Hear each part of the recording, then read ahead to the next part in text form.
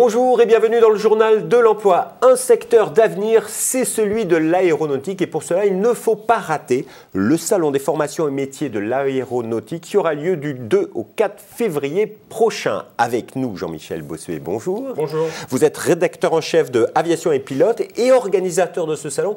Alors, en deux mots, qu'est-ce qu'on va y trouver sur ce salon ? Principalement, les visiteurs viennent chercher de l'information, viennent découvrir des formations, mais viennent chercher de l'information par les exposants qui sont là-bas et qui, eux, sont en prise directe avec le milieu, qui connaissent les besoins du milieu et qui adaptent leur formation au public. Donc, on vient chercher de l'info. C'est pour qui ? C'est pour les jeunes, les moins jeunes Alors, on a beaucoup de jeunes. Pour des passionnés. Oui, essentiellement. C'est un salon de passionnés. La plupart des visiteurs ont déjà fait un tour sur les réseaux, Internet, et donc ils savent à peu près ce qu'ils vont trouver, mais ils viennent se faire repréciser des informations. Mais on a aussi des gens un peu plus âgés qui sont en reconversion et qui veulent, changer de carrière ou ajouter une brique de formation à leur parcours. Alors, c'est sur les métiers de l'aéronautique. Est-ce qu'on y trouverait des entreprises qui recrutent ou pas ? Non, il n'y a pas d'entreprise. C'est essentiellement des organismes de formation. Alors après, ces organismes de formation sont, comme je vous l'ai dit, en prise directe avec le milieu. Donc il y a forcément des liens et quand un secteur a des besoins, il s'adresse aux organismes de formation pour leur trouver du personnel. Et d'ailleurs, pour un certain nombre de formations, il n'y a absolument pas de chômage du tout. Dès que vous sortez, vous avez un boulot. C'est que des stands, il y a des conférences, on peut... Alors, il y a des stands, il y a à peu près entre 55 et 60 exposants.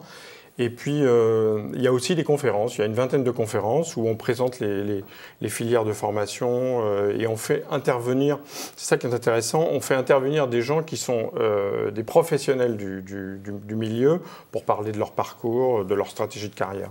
Alors, vous l'avez compris, il y a plein de choses très intéressantes à voir sur ce salon.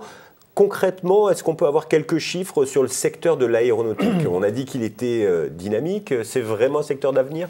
Alors, vous avez dû certainement entendre les chiffres qu'a publié Airbus. 1109 commandes en 2017 d'avions et ils ont livré 718 appareils. Donc, Boeing, c'est à peu près la même chose. Un peu moins de commandes, mais plus de livraisons. Donc, le marché de la construction et donc du transport aérien est très dynamique et très dynamique pour longtemps.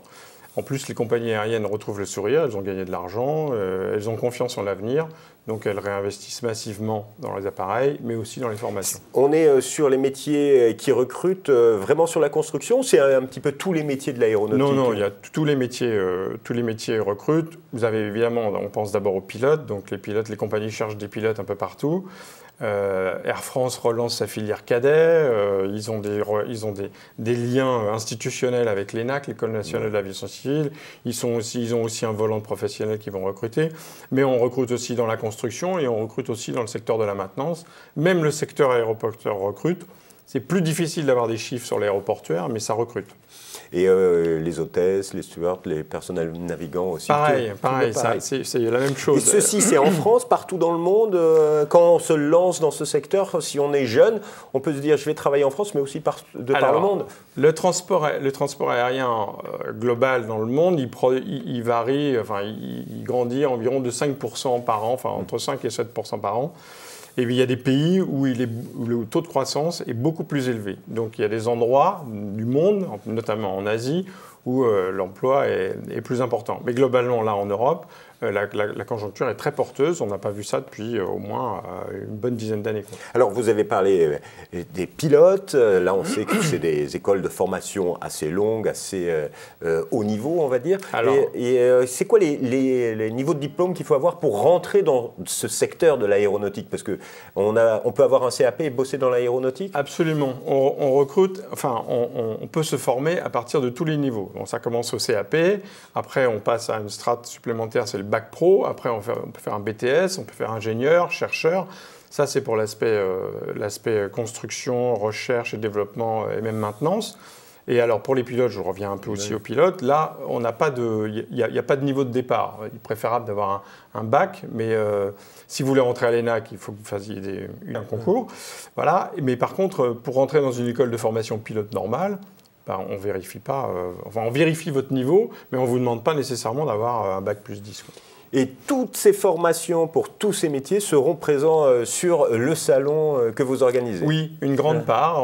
On a des écoles de formation pilotes, hôtesses, mécanos, les gens du sol, le métier aéroportuaire. Et puis, on a aussi des organismes qui font de la formation pour des licences professionnelles de mécano, alors maintenance mécano, et aussi de la construction. Alors, je vous rappelle les dates de ce salon. Le salon des formations et métiers de l'aéronautique du 2 au 4 février prochain. Un site internet www.salondesformationsaero.fr. Et si vous allez le rater, il faut absolument acheter et lire ce hors-série.